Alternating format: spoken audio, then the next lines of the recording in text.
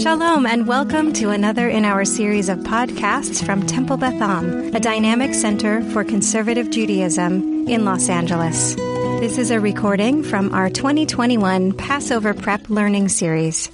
It's so good to see you here, and I'm so glad that you're interested in the music of Passover. This is going to be the first of three, which I will be teaching 3 weeks in a row of music of Passover. And then there will be one which features and focuses on the music of the Seder, which Rabbi Kligfeld will be teaching. So yay for that. And that will be a little bit additional. So what I'm going to do is I'm going to mute you all, not because I don't love you, but because I want people to also enjoy this on the podcast. And I want you to feel free to hum along and participate in this and enjoy this to great lengths. So the music of Passover that I imagine you all know very well is the music of the Seder. And that is going to be the last one, which I left to Rabbi Kligfeld to get to know and to enjoy. And I wanted us to explore different depths and different lengths of Passover music. So this is going to be like kind of a digital concert-like exploration of Pesach music, right? It's basically going to be a listening room and experience, and we'll talk about it, chat about it together. We'll explore music in different languages and performed in very different forms and formats. We're going to make our way a little bit chronologically, not exactly, but mostly we're going to wind up today at the contemporary. Okay. So by the time we get to about 6 o'clock tonight, the idea is that we'll wind up at much more contemporary music. And for the most part, we're going to start with the less contemporary music, a little bit of an exception because I want us to look side by side at a couple of pieces for comparison together. Some of the things are just listening, but a few of the things are also videos. So the first thing that we're going to look at together in just a moment is a piece of Dayenu. So what's Dayenu? Now, I just told you that we weren't going to look at music of the Seder, right? But I do want us actually to look at a little bit at music of the Seder that's taken out of context and done as kind of fun pieces in different formats and forms. So this is a people's choir. I happen to know some people back in my cantorial school experiences who performed in this particular people's choir that was meeting, I think at the time in Brooklyn. And it is a Yiddish language choir that did a great arrangement of Dayenu that I think is fun and funny, and we're going to listen to at least a little bit of it. We won't watch or listen to all of every video, but we're going to watch and listen to a little bit of this one. So here we go.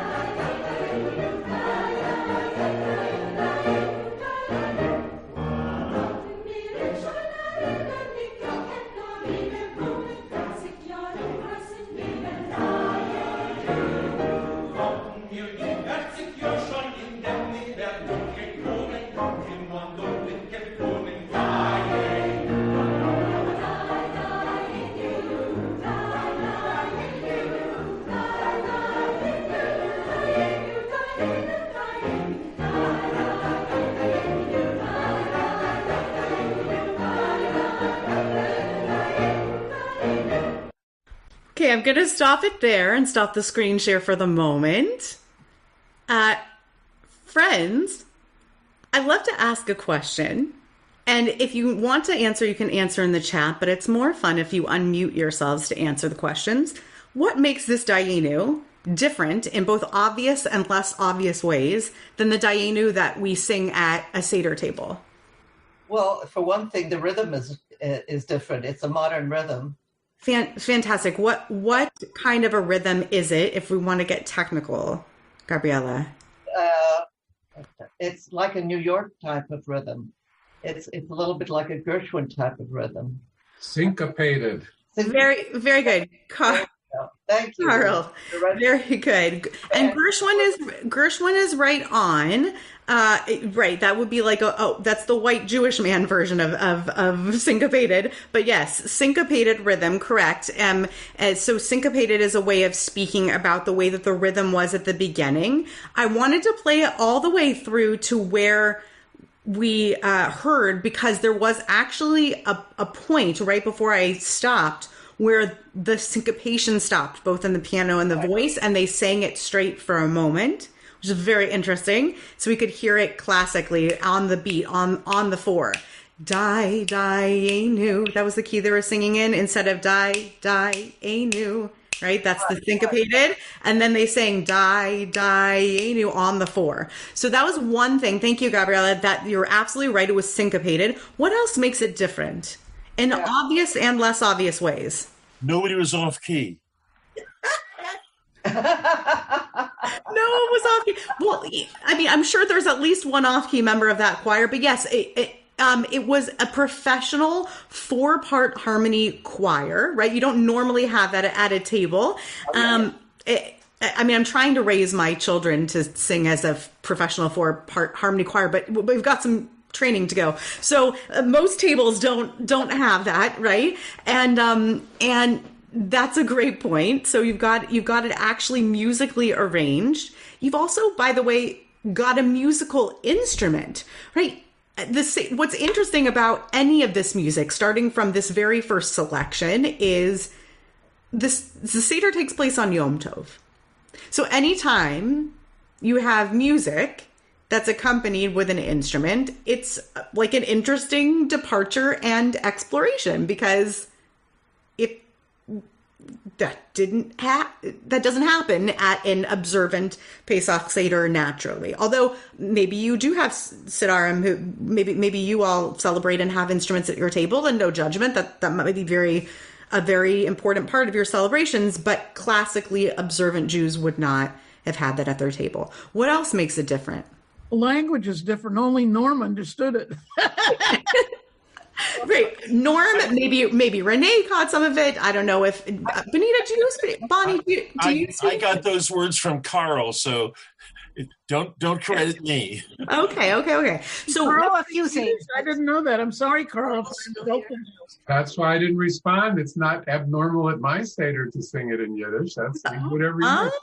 Okay. All right. And I couldn't understand. It was a little frustrating for me, because with a choir, it's hard to understand the words, except for Dayenu. And that I would have, you could have understood maybe in Yiddish. I figured it'd be Shoin Genug or Shoin Genug, something like that. But I couldn't understand the words, and I would have loved to have them. I agree. Yeah. I will send you, I have this whole presentation clickable for everybody at the end, so I can send it to you, and you can click on it and you can read through the words afterwards, so that you can look at this and you can find all of this published music, and then you can read through. It'll be wonderful. Hopefully that'll be a nice, fun, extra exploration. But I agree with you. That's more fun. So the language, too, is very interesting. This isn't going to be the only language we see that's different. And I think this is not even the most interesting different language we'll see. But so important. Okay, these are all interesting differences. I could spend all night talking about this. I don't want to, though, because I have all these other songs I want to share with you. So can we move on to the next song? Fantastic. All right. So we're going to move on to the next song. Great. The next song is also Dayenu. Don't get mad at me, okay? We're not going to be on Dayenu all night. That's a Dayenu joke, right? Enough, because Dayenu means enough. Ha, ha, ha. Everyone listening to the podcast is laughing. They're very hard. The next Dayenu, though, is written by a teacher of mine, Chazan Gerald Cohen. He is a cantor in New Jersey, a professor at the Jewish Theological Seminary, and an incredible composer, and often composes for both Zamir chorale and Hazamir, which is the younger, the high school and children's choir level. They have 8th graders and up nationally. He often composes and has his music sung by those groups. And he wrote this beautiful Dainu, which I first sang when I was in the choir at JTS. And he writes modern art song, right? So that's what Gerald Cohen writes. So I encourage you to check this out. So here we go. Let's try that one more time.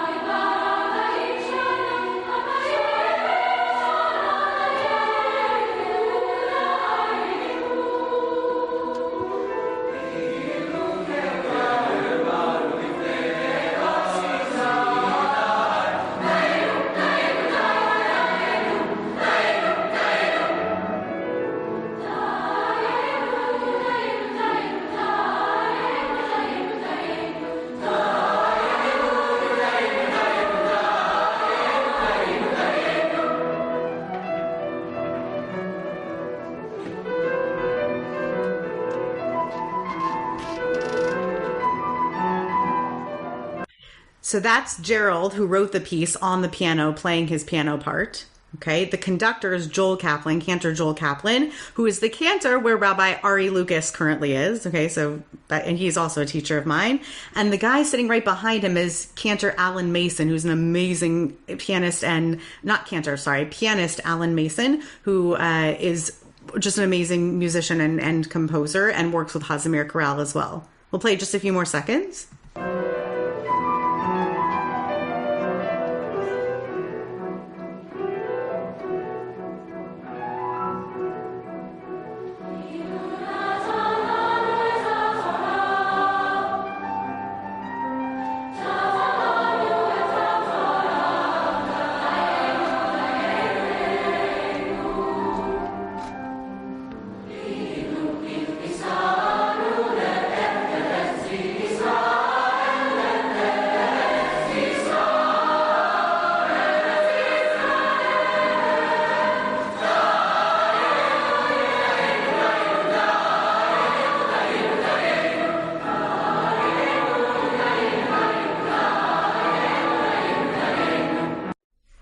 Okay, what are your thoughts about that piece? What are your impressions of it? Have you ever heard anything like it? What are your thoughts? Sounds totally classical, like you're playing a classical piece of music. Beautiful. Yeah. Were you on mute to say something? Mm-hmm. I loved it. Great. It's very classic, like choral chamber music. Like it sounds like it comes out of a choir. Great. What does this piece have in common with the other piece, or with Dayenu classically? Nothing. I like that answer, Esther. Nothing. Maybe the words. Lots of Dayenu repetitions. Yes. Playing with the length and tone of the syllables. Yes. Yes. Okay, so that's what I wanted to hone in on really with this, is that it kind of doesn't matter when or where or who is writing Dayenu. Everyone seems to be very clear on the fact that the point of Dayenu is to say Dayenu, Dayenu, Dayenu, Dayenu, which is funny and ironic, and also is the point of the poem, right? to say Dayenu, Dayenu, Dayenu, and to repeat it and to play with it and to play with that word. And all of these different versions of Dayenu, the one we know, this Yiddish version, this art song, new version, all of it plays with that, right? And to play with the word Dayenu, and that's how you know it's a Dayenu song. Okay, we're going to leave that aside because it's already 5:24 and I have so much more to share with you. So we're going to pause on the Dayenu and move on to new music all together. So next, I just realized I'm not even sharing with you the slides as I'm going through it. I'll share with you here. Let me just show you so you can see. I've got this whole slideshow going. I could have just been sharing it with you the whole time, but I'll share with you the slides afterwards so you can click on them, okay? But the next place we're going is to Chad Gadya, okay? Chad Gadya from the end of the Seder also, but it's from the extraneous songs that can be done at any time. We can put it in the category of reshut, of poetry that can be done at any time in the Haggadah. It's not part of the Magid. It's not part of the storytelling portion.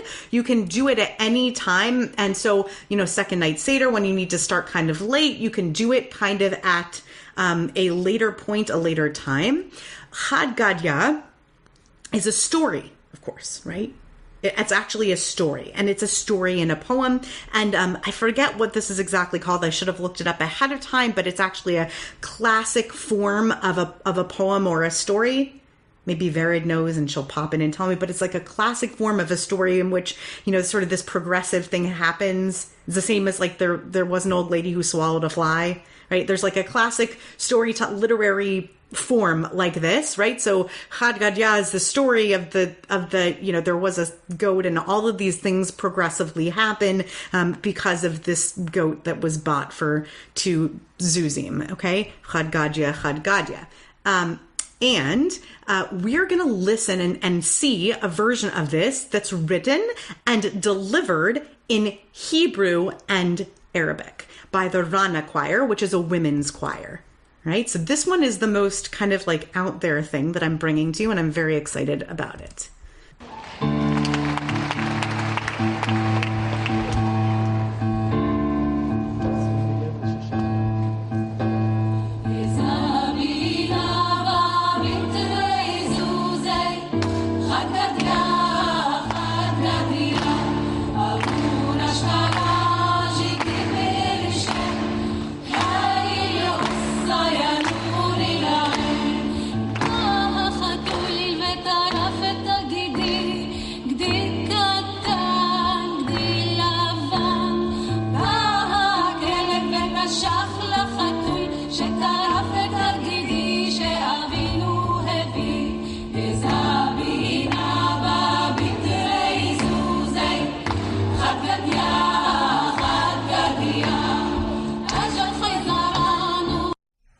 Notice we went back and forth with the chorus in Aramaic to a Hebrew soloist, and now we're going into Arabic.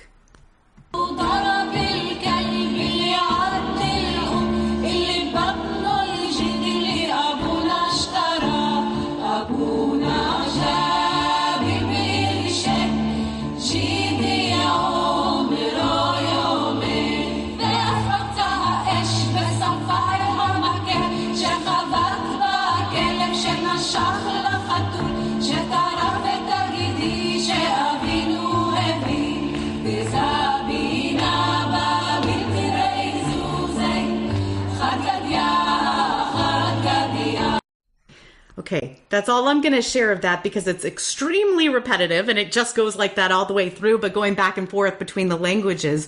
What are your impressions of that? I liked it.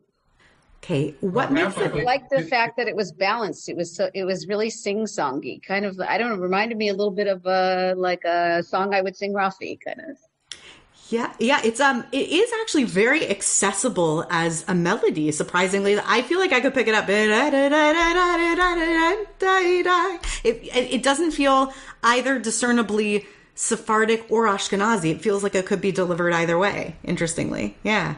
But it does sound Western, tuneful, singable to us, not what I would stereotypically associate with Arab music, which is not our tonality. Correct. I don't hear in there a whole lot of quarter tones, but also they could be happening and I'm just missing them. But I agree with you, Carl, that it does seem to have a total Western tonality to it. And that makes it feel accessible to me. Yeah.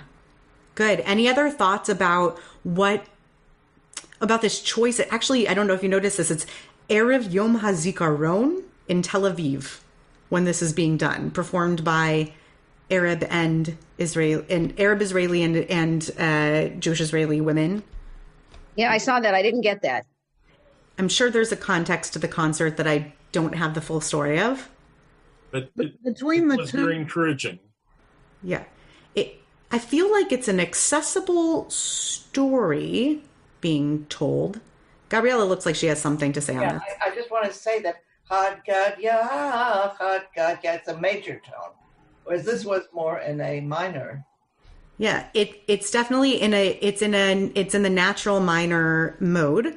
So that's straightforward minor mode that we're used to hearing, exactly, as opposed to that other one. And we're about to hear yet another Chad Gadya in just a moment. That's totally different. Barbara, yeah. between the two, they weren't as different as when you listen to Ashkenazi or Torah reading or Arabic Sephardi type Torah reading, which are totally different. And you wonder how these two came about to be Jewish and in the same synagogue. Yeah, absolutely. It does sound, it does sound very familiar, and even though it's clearly a modern composition, it's an accessibly modern composition, and also feels classically Israeli. Good. Now we're going to have a little fun with something very different, and we're going to play with what is coming out in this recording. I'm not going to say anything about it. I'm just going to have us listen to it. So here we go. It is also a Chad Gadya. That's the only thing I'm going to say about it. Okay, that it's also a Chad Gadya. I guess I'll say one other thing about it, which is that it features my teachers. Because of that, we'd like to do a little Pesach ditty for you that's also by the same guy who wrote this. Yom Rabbi Lo. That's correct. It's Moshe Isher. And we'd like you to join us, but just don't try this at home because, after all, we are professionals. On the other hand, after you hear us, you may say, well, we can do that. All right, so let's go. Chad Gadya. One. Thank you so very much, and that'll be enough for you tonight. Chad Gadya, Chad Gadya. Chad Gadya, Chad Gadya. Okay, now you do it. Ready? Chad Gadya, Chad Gadya. Chad Gadya, Chad Gadya. Okay, that's pretty good. Dizabinabo, Dizabinabo, Dizabinabo, he says there's a look of all in my video. Chad Gadya, Chad Gadya. Repeat, Bob,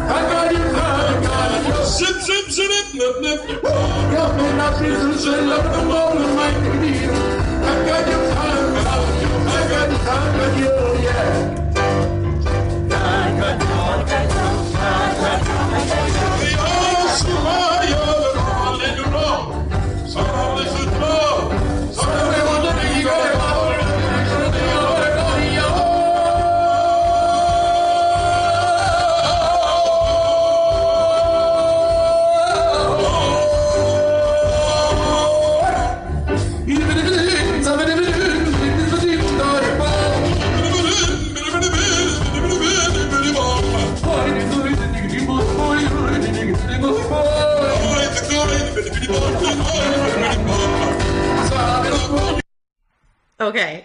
Are we having fun? Yeah. Like a little bit of fun? That reminded me so much of the old Yiddish shtick chazanas that my parents used to listen to when I was a kid. Uh-huh. Okay, so who are those two guys? Anyone recognize them? idea. No, but they're very funny. Hazan Mizrahi, Yeah. who's now. Oh no, he's not in. Yeah, I don't remember where he is anymore. So he is, he's wonderful. So Hazan Mizrahi is retiring from Anshe Emet in Chicago. He's just now retiring from there, former president of the Cantors Assembly. And that is Jackie Mendelson, okay, Hazan Jack Mendelson, who is truly one of the greats. He has 2 movies made about him, A Cantor's Head and now A Cantor's Tail just came out, which is very funny. No, Cantor's Tail and A Cantor's Head is the second one. It's wonderful. They're both great documentaries about him. He is really one of the last surviving of his kind. That he's the one on the right as we're looking at it, and that's Moshe Oisher's version of Chad Gadya. It is participatory in its own way, right? Right, Chad Gadya, and you can kind of do it in your own way, but it leaves space for someone to kind of do their thing as well. Yeah, Jackie, it's my favorite too. And you can do it like at your table, but you need somebody who can do that part of it. It's like, it's so extra playful. And I love it because I think, to go back to it, thinking about the contrast between the version we were looking at in the choir version and that, think about what it does to that story, right? Imagine there was an old lady who swallowed a fly, but done like that, right? Chad Gadya. Now you got like the story of the goat elevated to that drama. I love it, right? But is it really about the story anymore? Not really. It's just about the fun and the playfulness. And it's the end of the Seder. You've had, how many cups of wine have you had by the time you get to that, right? It's a lot. It's fun. It's entertaining. It's comedy, and exactly. It's comedy, and it's Yiddishkeit comedy. So it's very fun. It's very funny stuff. Okay, you ready for our next thing? We're going to move on to something else and something new. Oh boy. Okay, I just closed whatever window I was looking at. I closed it because I made it big and then it closed. Hang on. Okay. So we're going to go to the next thing. Am I going to do the? Okay. How many things do we have time for? Okay. I'm going to skip over something. We're going to do a little something that's very different. I did a little bit of learning about some very, it might have been. This was from 2016. It might have been a part of that program, Norm, though. It could have very well been. We're going to take a look at something quite different, which is something without words, right? Pesach music without words. That's all I'm going to say for a moment. So let's take a listen.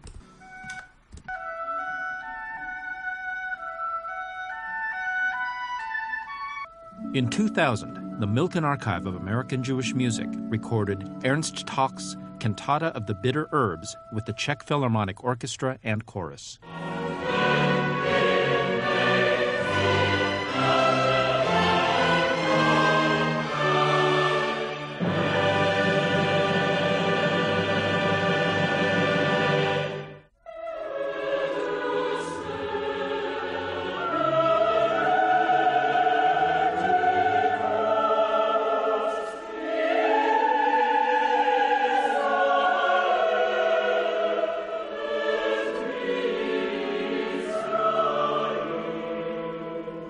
Ernst Toch's work, the Cantata of the Bitter Herbs, is a little different than some of his other works in that it is a more romantic and in many cases a more derivative and lush style.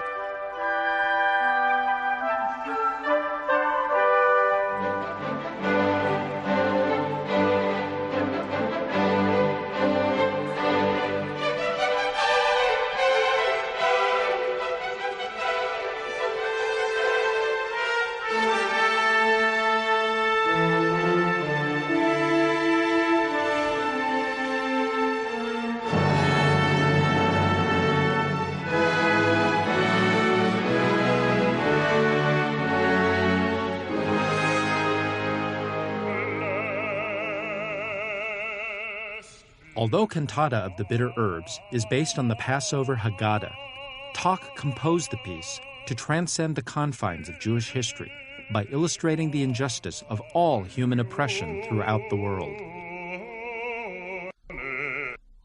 Okay, what do you think of the idea of someone writing a cantata based on Pesach? Inspired, weird? Reminded me of Yom Kippur. I really like the idea of a cantata based on aspects of the Passover Seder. I think that's really, really exciting. When the announcer said, "This is representative of all of human oppression," my sarcastic comment was, "Oh, that's easy to do in one piece of music." Sure. But when you base it on the one thing, then you begin to have Jewish experts in Jewish music pick it apart to find the little Jewish tropes in it, right? All throughout it. And if this were a full course just on Toch and the cantata, we would be picking it apart to see where he has little Jewish flavors all throughout. But it's not. I want to show you also a completely different take and how other styles can, use Passover as kind of an informing style to say, oh, what if we took Passover and used that as the basis for doing a something, right? But we used it to inform for not just a cantata, but say, what if we used it to inform a folly, right? Okay, so I want us to take a look at that as well. And I really have to thank the Milken Archives for a couple of these. They really are amazing. I work very, very closely, pardon me, with Dr. Mark Kligman. I've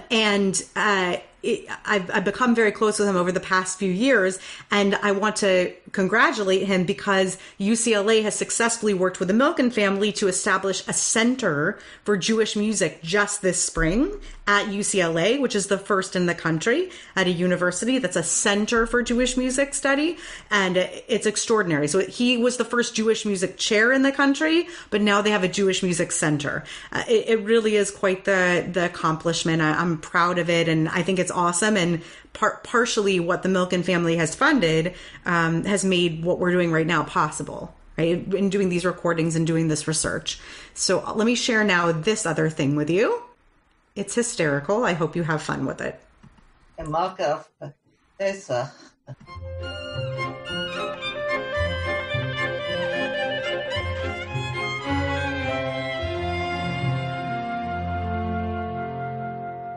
Pesachzeit ist freilich, der Jid ist dann am Melech. Sitzt sich mit sein Malke, ois geputzt ganz nett.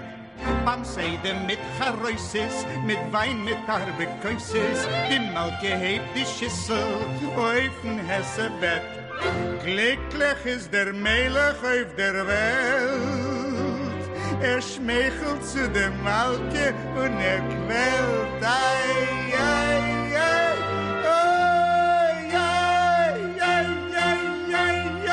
Wer sagt, a Malke Pesach, dem is wohlin gut dus Pesach. A Malke wie all Jalke mit kleine Prinzenlech, mit Jant im dicke Kleidlech und mit Kränzlech und mit Knädlech. A Malke Pesach is die beste Sach. Wer sagt, a Malke Pesach, dem is wohlin gut dus Pesach. A Malke wie all Jalke mit kleine Prinzenlech, mit Jant im dicke Kleidlech und mit Kränzlech und mit Knädlech. A Malke Pesach ist die beste Sache. Nu, het sich a Masse, was hat passiert mit Mansa Kosen. Het was für a Masel gehört, a Bruch ist zu meine Juden. Genug gewesen Single, gekauft a Marriage Ringel, gegangen zu der Chippe mit a Mädelschein. Sich angefixt a Flettel, a Tisch, a Lunge, a Bettel, in Pinktoi wäre Pesach, ist Hacke durchgewein. Auf morgen zu der Chippe hört sich an, bringt sie immer Zwilling von ihr erster Mann. Ai, ai, ai, oi, oi, oi, oi, oi, oi, oi, Ja, der Amalke Pesach, ze is in wind en wee dus bezig. Amalke, wie al jelke met kleine prinsenlug. Rot zu ihrer Tanne, in ihr Fleckchen Mannesstanne. Amalke Pesach, wie gefällt du sei? Do you hear that joke in there, the Manishtana? That's such a clever joke. I'll let it finish, okay. Only one of several. Yes.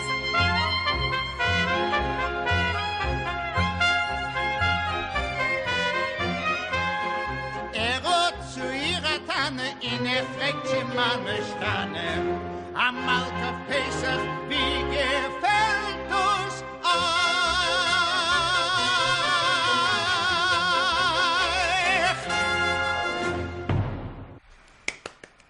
Oh boy. The Yiddish was a crack up.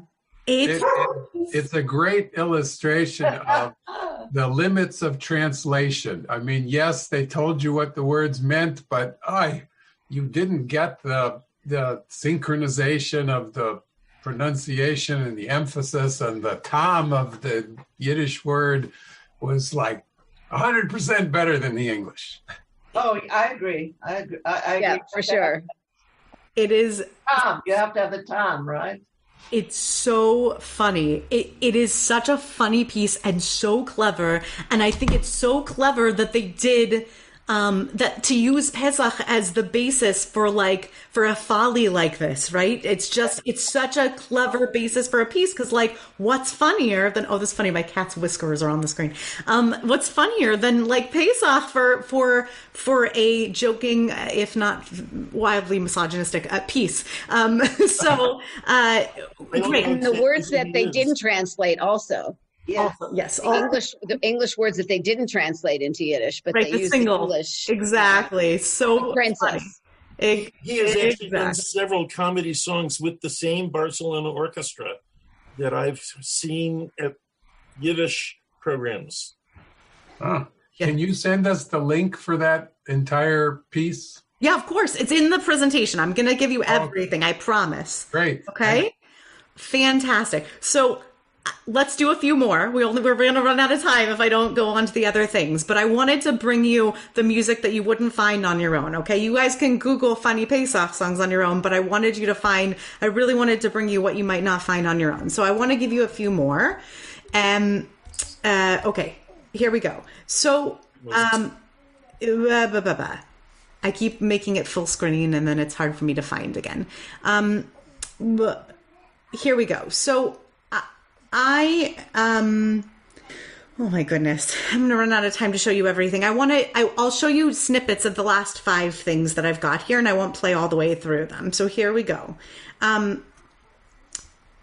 This one is just very special. So I want to show you just a tiny piece of it. I just want you to know it exists. In 2001, the Milken Archive traveled to Ann Arbor, Michigan to record excerpts of David Amram's one-act opera, The Final Ingredient, performed by the University of Michigan Opera Chorus and Orchestra, with Kenneth Kiesler conducting. Aaron is dead. Long considered a Renaissance man of American music, David Amram has been a lifelong champion of world music and has collaborated with such cultural icons as Leonard Bernstein, Joseph Papp, and Jack Kerouac. He wrote The Final Ingredient in 1965 on commission from ABC Television. It was based on a story by Reginald Rose, originally done for television as a drama, of a true story of a group of people in the Holocaust at a concentration camp who decided that they wanted to celebrate Passover service somehow. All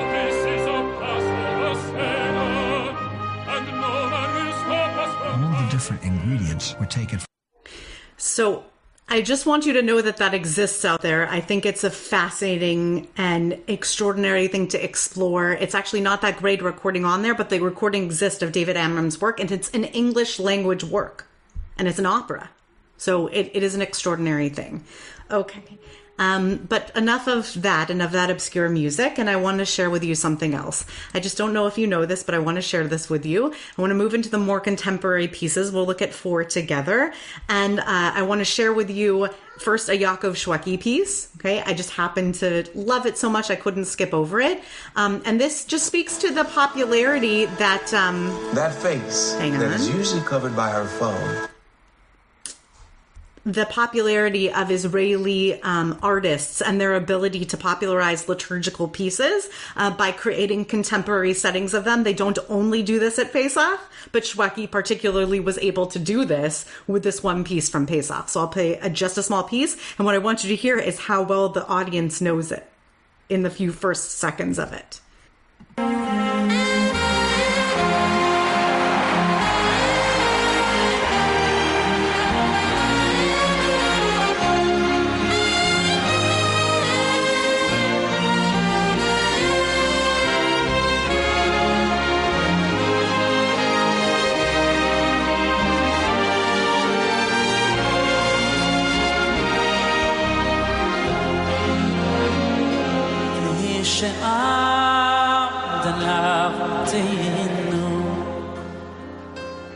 שעמדה לבוא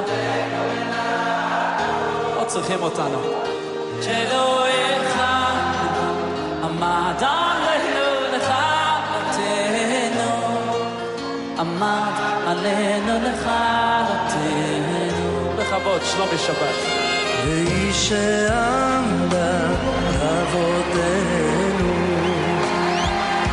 והיא שעמדה אבותינו ולנו שלא אחד בלבד עמד עלינו לכלותנו עמד עלינו לכלותנו והקדוש ברוך הוא מצילנו מצילנו עם ידה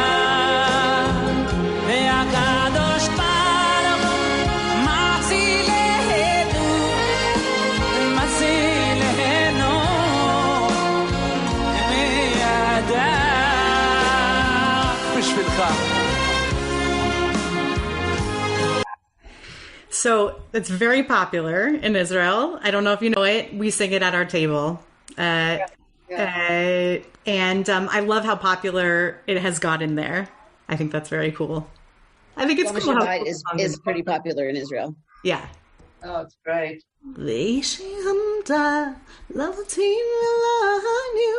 Now I want to share with you an Eliyahu Hanavi that I love, that I was just at the program that made me late for this program. I was singing with my friend Yosef Goldman, who's an amazing artist. He's a rabbi, married to another rabbi, Annie, and he wrote this. He came out for Kol Tefillah last year, so just about a year and change ago, and he wrote this amazing Eliyahu Hanavi, and he sings it with her. So I want you to hear this. Because, you know, Eliyahu Hanavi, right? And I want you to enjoy a little bit of this, just a few seconds.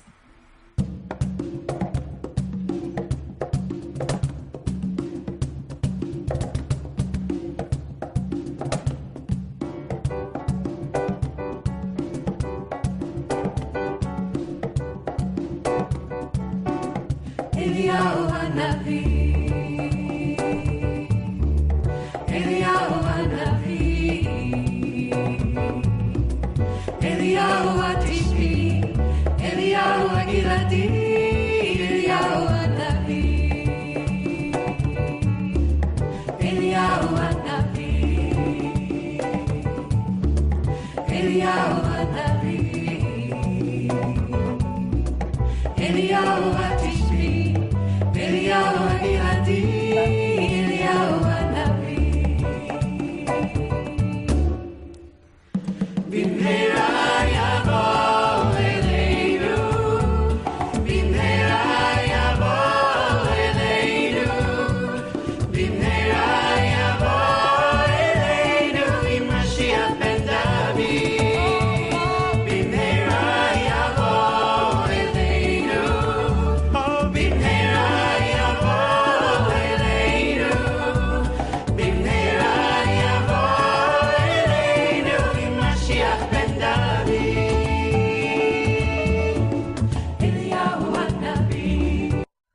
So that's Eliyahu Hanavi, which I love, and we sometimes sing that. Eliyahu Hanavi. It's super easy to pick up on. And I want to point out to you that if you're watching the video, but you can't see if you're listening to this on the podcast, you'll catch that the folks who are in this are Deborah Saxmans, who was just with us for a concert. This is Micah Shapiro, who wrote Yismechu Hashamayim, which we sing all the time on Friday nights here, Rabbi Micah Shapiro. And this is Chava Miral, who was out with us a year ago as well, right, at Kol Tefillah. So all part of that same circle. This is a recording with the Hadar's Rising Song Institute. So 2 more songs to share with you. Very exciting. Oh, maybe 3 more to share with you. Okay, so this one I just want to share with you. I took out of the Dayenu lineup, but it really belonged in the Dayenu lineup, so sorry I took it out of there. But I wanted to share with you one English language song. Ilana Jagoda was with us last year at Kol Tefillah as well. No relation to the other Jagoda, who some people know of. But Ilana is an amazing songwriter and sometimes does really great stuff with English language that I think is worth appreciating. And this is her take on Dayenu. And I'm just going to, I can share the screen as well, even though it's just audio. There you go.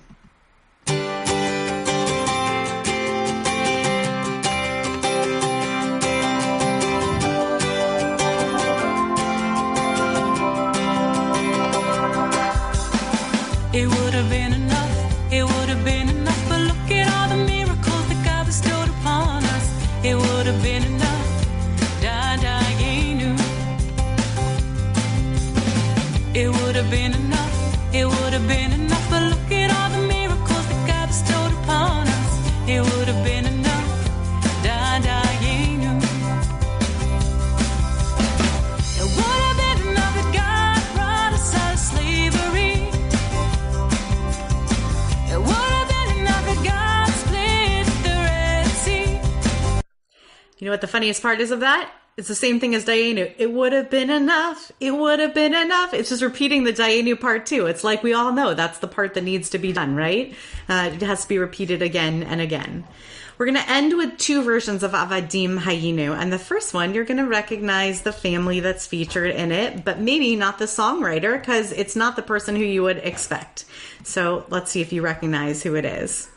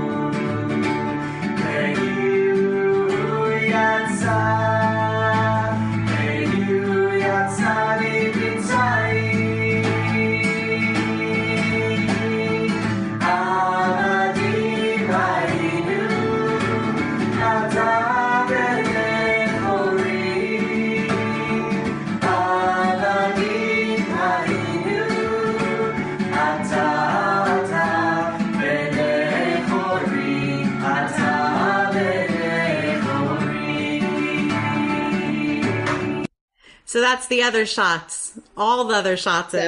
All of her brothers, exactly. And her dad. And her dad, yeah. And that's Jacob who wrote it. Yeah, they're all very talented. Okay, here's one last song for you. So that was the shots version of Avadim Hayinu. I've got one last one for you to share that's a real treat one. And we'll end on this, and then I will share with you the links that you can enjoy this, all the music from it. This is Alana Arian and Noah Aronson, who have also both been with us as artists in our community. And it's partially I wanted to feature lots of music of the artists who have been with us before. And this song is just gorgeous. It's called Yatsa Mi Mitzrayim, and it's a great one to end with. Here we go. 1, 2, 3.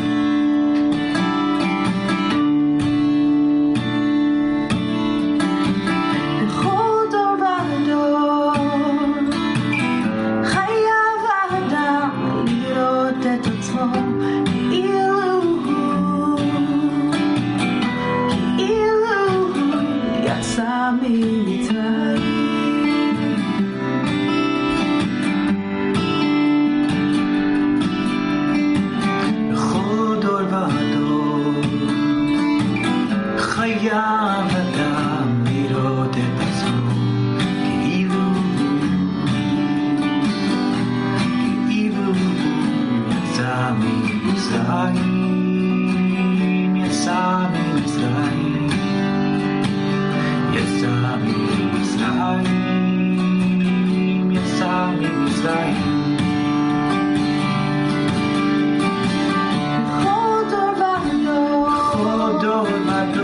חייב האדם להיות את עצמו כאילו יצא ממצרים.